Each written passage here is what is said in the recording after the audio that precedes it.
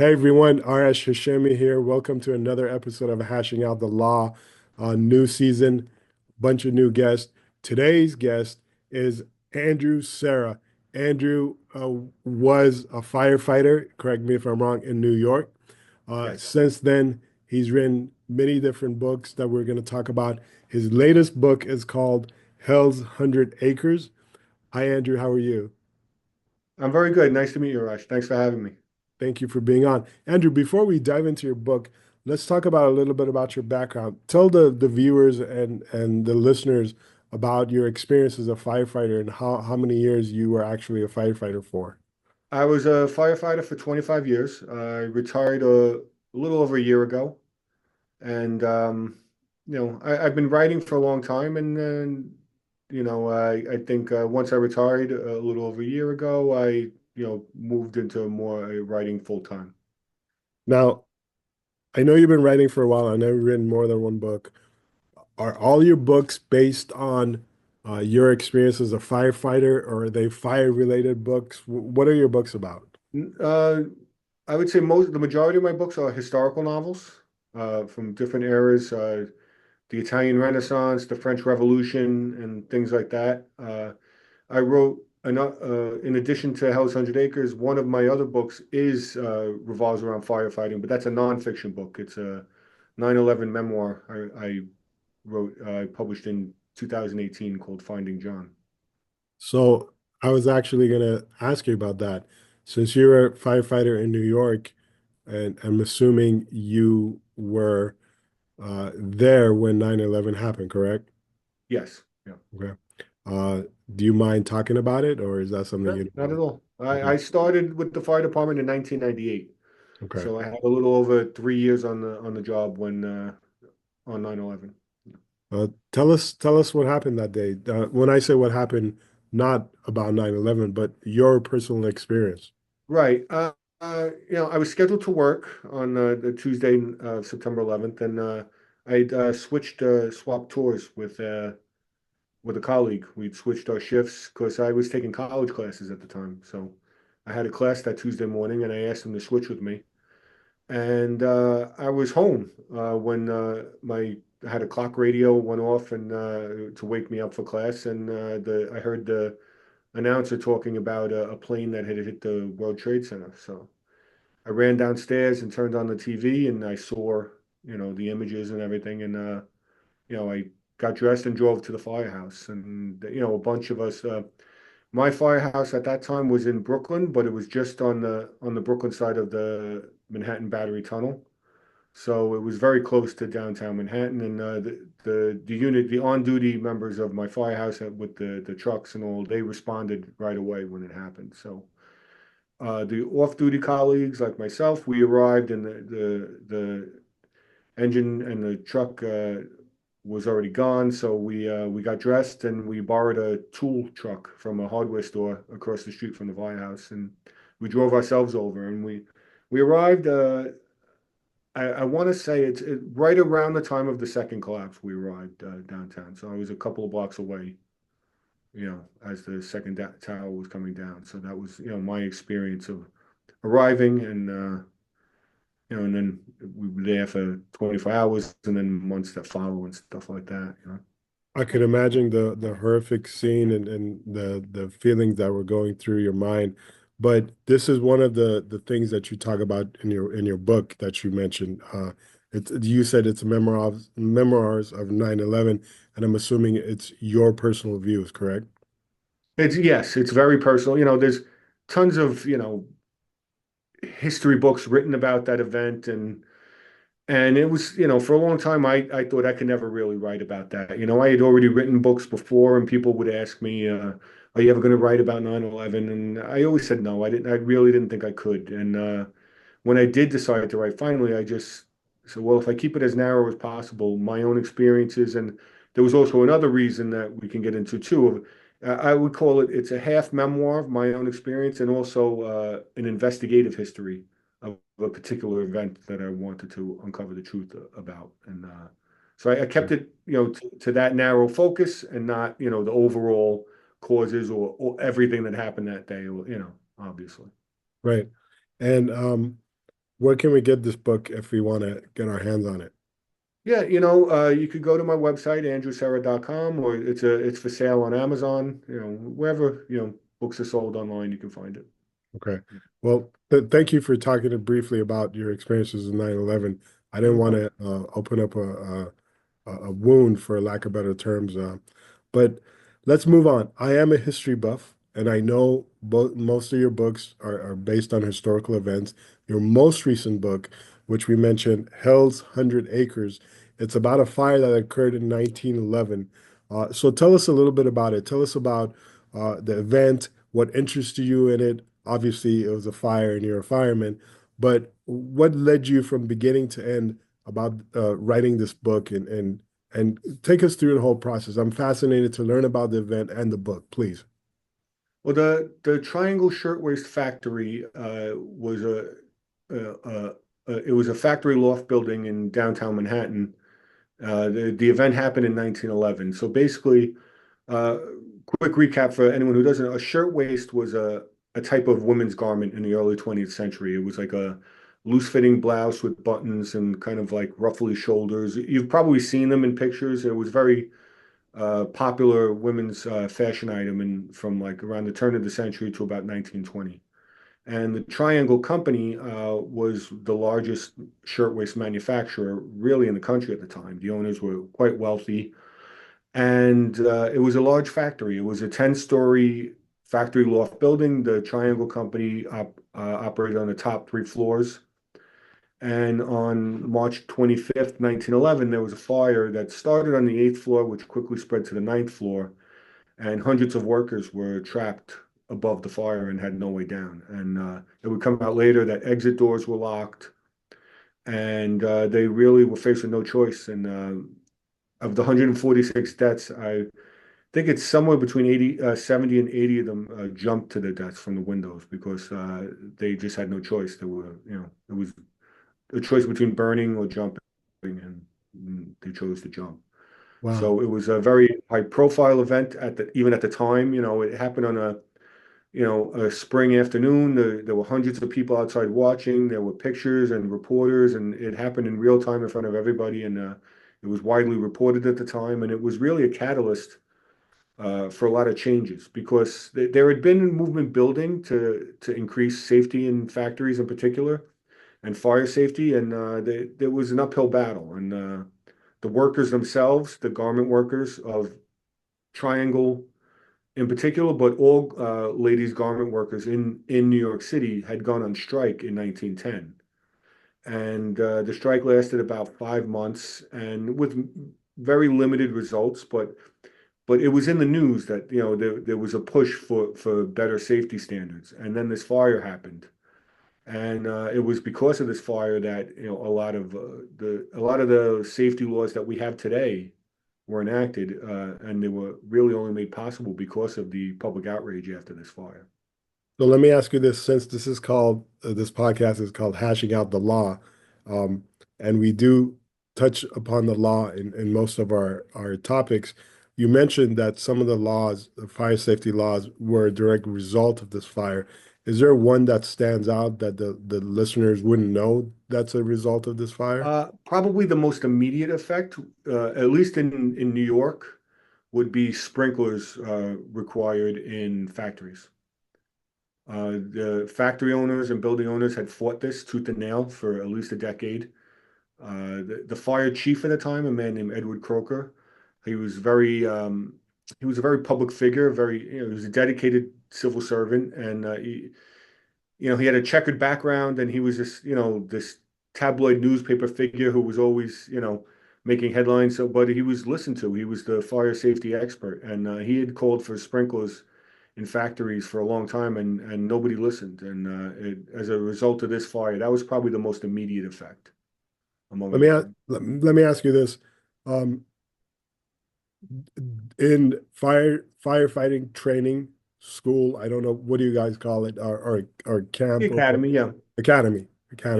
In firefighting academy, is this fire something that's mentioned and studied because of the effects it has on modern laws, or is this something that Absolutely. At least in New York City, okay, I can't speak for other academies, but Absolutely. In New York City, it's a definitely a very known event and studied event, and it's still in a lot of ways in the public consciousness. Every year here in New York City, there's a memorial service on the anniversary, and the indirect connection I had with this fire, which initially, drew me to writing about it, was my firehouse that I worked in for the last 11 years of my career. It's Ladder Company 20. It's right down the block from the building where this fire happened, and they were one of the first units to arrive at the scene at that fire in 1911. So Wow. the fire was, it's a part of the my firehouse's history. We had, framed New York Times copies from the day after, hanging up on the walls and pictures of the fire. It was very much, and very present in the firehouse's history. And every year when they have this memorial service, my fire company would go to this day. Every year they go and they park the fire truck in front of the building and put the ladder up to the front of the building because one big reason why there were so many deaths are the ladders at the time couldn't reach the upper floors of the building. They weren't long enough, So they go now with the modern fire truck, even though the ladders could reach the upper floors nowadays because they're longer, but they put it up to the sixth floor window as a stark reminder to everyone at this memorial of what everyone was up against that day. And it really is a powerful visual image to see that a ladder only reaching the sixth floor window for all these workers to be trapped on mostly on the ninth floor, and how so close but so far, from salvation. Wow, that is an image that when you talk about it, I can see it in my mind. Let me ask you this: the ladders being longer, is that a result of this fire as well? I think it's a result of technology. Okay, The ladders now are, lightweight steel and aluminum and, just materials that can be made longer but held up strength-wise. Back then they were wood. So to have like a telescopic aerial ladder of three sections with wood and pulleys making it extend would just be, the weight it would fail due to its own weight. makes sense. Now let's go back before we dive into this book. Let's talk about how you decided to become a firefighter. And you mentioned you were writing while you were a firefighter. So you got you got Andrew the firefighter and Andrew the author. Um, Tell me how both of those Andrews came to be and how they're combined into one. Well, yeah, it's going back to childhood. My grandfather on my mother's dad was a firefighter, and so my mother always had, he retired when I was probably, pretty young. He retired from the fire department, but my mother always had fond memories of, her dad with working for the fire department, and it was always in her mind that it was a good job. And growing up in New York City, we grew up in the outer boroughs, like a working class family, and where I grew up in Staten Island, everyone, when you turn 18, you take all the civil service tests. That's just what you do. The sanitation, police, fire, anyone who's given a test that year, you sign up and take it. All the guys from my neighborhood did it. So, and my mother's, she said to me and my brothers, like, you can do whatever you want in life and I'll fully support you, but you have to take the test. You could say no when they call you, but you have to take the test. So I took the test, and it was a few years later, but they called me, and I gave it a shot, and I never looked back. I loved it. Awesome. Yeah, I do love your accent, by the way. I do hear the New York accent. There's no doubt in my mind that you're the New York native. Now, let's talk about the author, Andrew the author. How Sure. did that come to be? I've been, writing my whole life, even when I was in grade school, I loved, putting stories together, being creative. Well, just whether it's short stories, poems, whatever was around me, I was always, trying something. And 2012 was when my first novel was published. That was I just at that time, different stages of life, the things you're interested in. That's kind of what you're geared towards writing about. At that time, I was studying Italian, So, I wanted to learn Italian. I got into studying about it and the literature and the history of Italy, and that's why I came up with the idea. And I wrote a historical novel about the Italian Renaissance. So that's where Yeah, it came from, So it's like different stages of life, what you're into, and what draws your interest in, and you want to learn about something. And I would say sometimes the best way to learn about something is to write about it. Do research and start, working through drafts and learning, and it's a great way to learn about something. that's actually a great point. Now, what's the name of your book about the Italian Renaissance? It's called The Dead Florentines. The Dead Florentines. Yeah, it's Awesome. the city of Florence in the early 1500s. Awesome. The I'm a big politics at the time and stuff like that. We think we live in messed up political times now and divisive era and all, and but there's nothing new under the sun. right. It's always been that way. I'm a big history buff. I don't uh, pretend to know much about Italian Renaissance, but I'm interested in your book, so I might get my hands on it. Let's go back to your current book. Sure. Tell us about the plot of your book. Well, basically, I mean, it's been, I compare it in a joking way, like to the film Titanic. It's like how it ends, right?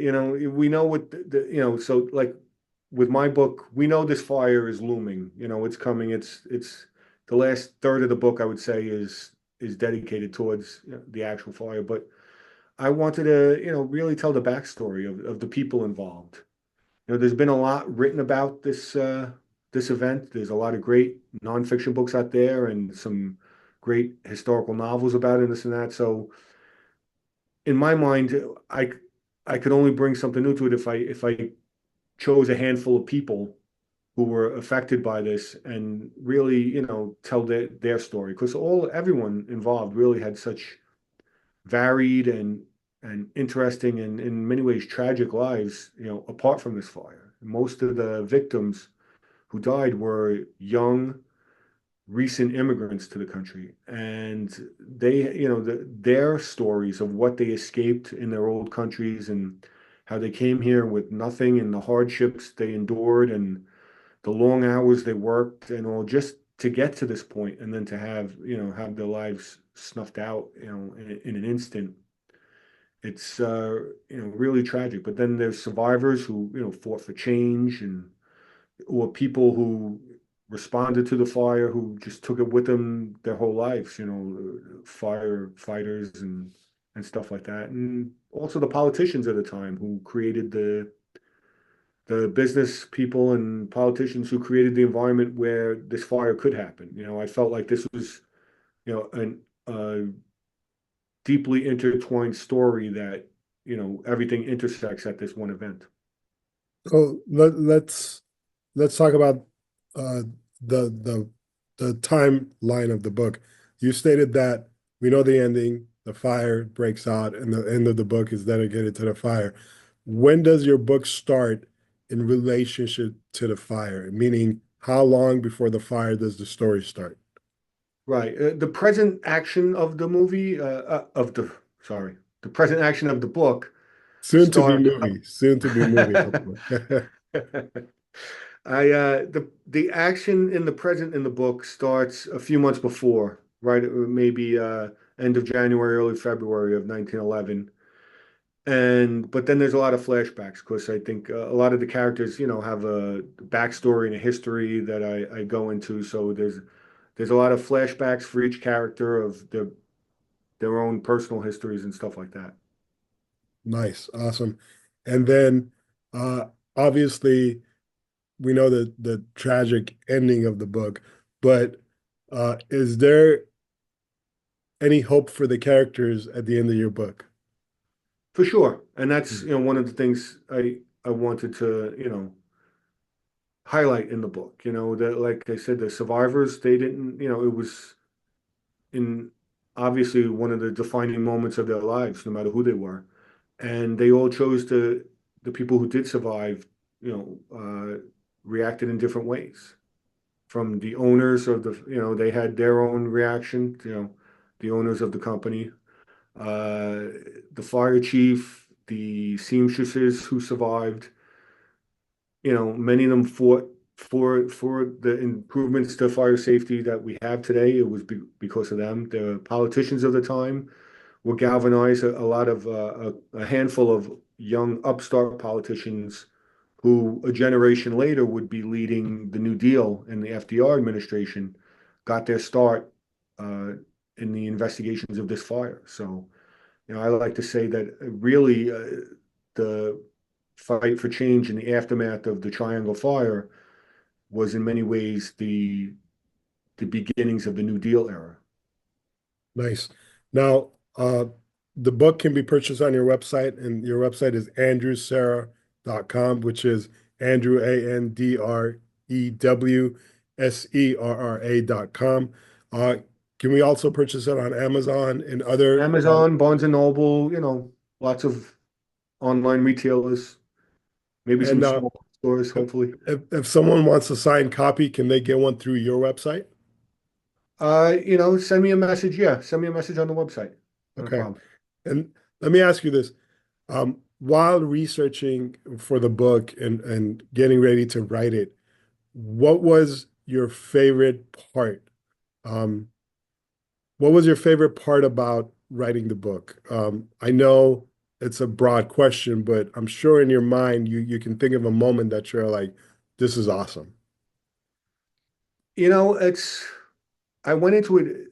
The first beginnings of an idea for this book came from after retiring from the fire department. I knew I was going to write again, and I wasn't sure what. And I had a couple of ideas that didn't pan out. And then, like I said, my particular firehouse has a very old history in this particular part of the city, down by in where all the factory lofts are located in Manhattan. So it's a very old part of the city.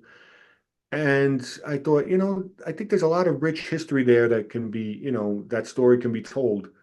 And I started to think about it and started to formulate how I could tell the story of this firehouse. And then it kind of grew from there. And I'm like, well, there needs to be a greater story here, a bigger event, something to tie it all in to have, a novel length story to tell. And, the first thing that came to mind was the Triangle Shirtwaist Fire, because it was obviously one of the most important events in that particular firehouse's history, obviously. So, and then the story kind of morphed into telling the story of the Triangle Shirtwaist Fire, and the firehouse history is just one aspect of it, in addition to the seamstress's history and the other things that would that I mentioned before. So I went into it knowing that I think I had some insight into describing like maybe the firefighting aspects of this fire. I could be as descriptive as possible to someone to say, "Oh, well, what is it like to be in a building that's on fire like this?" I went to, and knowing that I could identify on some levels with the firefighters who were in this book, and but I didn't know, the other people like most notably like the seamstresses. They're obviously people I have, very little in common with, on a superficial level. Their lives are completely different than my experience in life, so it's like I really, I read a lot of firsthand survivor accounts of survivors from the fire, in addition to just daily like accounts and like almost like diary type entries of a daily life of a seamstress at that time and what their lives were like and what they came from. And I think that was like I wouldn't say like a surprise or like a pleasant, like that I was able to find that connection with them, and hopefully I succeeded in at least telling their story and expressing their experiences as best as possible through those characters. So that was at the beginning maybe a challenge to me, but I think in the end that was the part that I found most rewarding, that I was able to hopefully tell their story.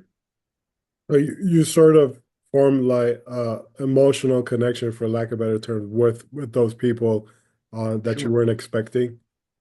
Yeah, I guess that's a good way of putting it. Yeah. Okay. And now I know that you stated this fire is a big part of the history of your fire station in New York City and you learned about it and you knew about it, it's celebrated every year. But is there something particular that you did not know and you learned while researching for the book?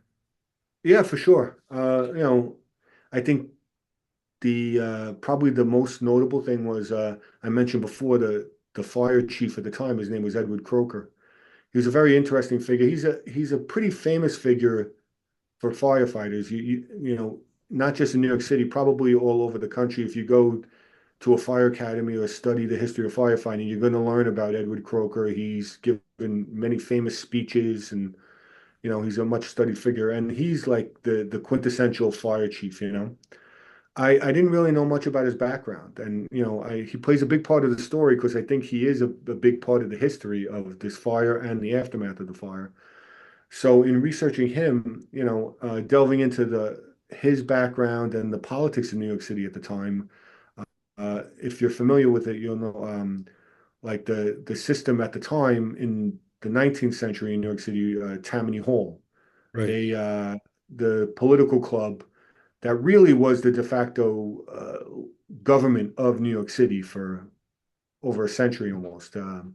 They were a political organization, a club, but they really were, they controlled the Democratic Party completely in New York City, and by extension, all levels of government and public life in New York City were controlled by Tammany Hall. And Edward Croker is kind of like he crosses the bridge of the two centuries because he starts with the fire department in the 19th century, and his beginnings with the fire department is Tammany Hall corrupt cronyism. His uncle is the leader of Tammany Hall and basically just appoints him to the job, gives him the job, and then very soon after he gets the job, he's promoted to what we today call lieutenant. Back then they called assistant foreman, but he gets promoted a couple of months after starting as a firefighter. So it's basically Tammany Hall politics, cronyism at its worst, and that's how he gets his start. But then you see a change in him very quickly, and he dedicates his life to firefighting. And by the turn of the century, he's worked his way up, on his own merit through the department, and he becomes a well-respected leader. So much so that the fire commissioner at the time, when there is an opening for the top chief position, he appoints him, and even the Civil Service Commission, which was a new body meant to instill fairness in civil service. They insisted on a fair test for this rank, and they gave a test, and he scored number one on the test. So he earned his spot, and it was I think 1899 he becomes the chief of department for the fire department in New York, and he's there throughout that whole first decade. He's there over 11 years, which is a long time for a chief of department. And so he gets the job, and there's criticisms of Tammany Hall cronyism, but he proves everybody wrong. He becomes an expert. And I was learning about his history, and so much so that there's so much back and forth that reformers come in, and for a little while he gets fired from his position, and then he takes them to court and gets his job back. And it's a very interesting story. But he pushes for a lot of changes. Most of them, most of the time, they are not adopted until after the fire. One change he was able to enact in the around the middle of this decade, that first decade of the 20th century, is a high pressure water system. He fights for and gets. Basically, they build these giant pumping stations on the Hudson River and put large diameter water pipes underground across Lower Manhattan, where all these new factory lofts and high-rise buildings are being built, because the old water mains and hydrants at the time didn't uh, provide enough water pressure for these new high-rise buildings being built. So, and one of the ironies at the Triangle Fire, there was a large loss of life, and in many ways, the fire department, with the technology of the day, they were unprepared for what they faced, but they did have good water pressure. They actually, from the time they actually got the hoses up to the floors where the fire was, the fire went out fairly quickly from that point because they did have water. So I think that was probably one of the surprises. His whole backstory, learning about him, and he grew from just in my mind being a mention in the book to being a large part of the story because he's such a central figure and a very interesting figure. Do you think your next book is going to be about him? I think there are some books about him. Like I said, he's a well-known uh, fire chief, amongst firefighters for sure. Awesome. Awesome. Andrew, I could pick your brain all day and hear your war stories, but I'm not going to do that because I want the viewers and listeners to actually get your book so they can read all about it. And not just your most current book, but your other books as well. Especially, I think people will be interested in your 911 memoir, even though it's rather personal and not about the events. I think it's a very interesting. Um, and anything else you want to say about any of your books or any of your works or any plans you have in the future before we sign off? No, I mean, thank you very much for giving me this opportunity to talk about it. And I, the reason why I enjoy writing historical fiction in particular is I feel like the human experience is in many ways timeless, and we may not think we do, but I think we all have a lot of our day-to-day experiences may be different, but I think our overall life experience and what we want out of life and our emotions, and I think we have a lot in common with people from the past. And I just try to, you know, tell their stories and, let people today see that, people from the past are really just like us. I couldn't agree with you more. Everything that we go through, we think we're the only ones who've gone through it or we're the first ones. But as you stated before, we might not have the same superficial experiences, but the people in the past have experienced what we go through and what we are going to go through. So that's one of the reasons I love history. Again, thank you for being on, Andrew. It was such a pleasure. Everybody, you can get Andrew's books on his website, andrewserra.com. Andrew, common spelling, Serra.com. You can also find it on Amazon. You can find it on Barnes and Noble. We are going to include his website in the description of the episode. We're also going to tag this. Make sure you follow us. Make sure you follow Andrew on Instagram, on all the other platforms that he is. We're going to list them all for you. Make sure you follow him. Thank you again, Andrew. It was a pleasure. Thank you, Rush. Have a great day.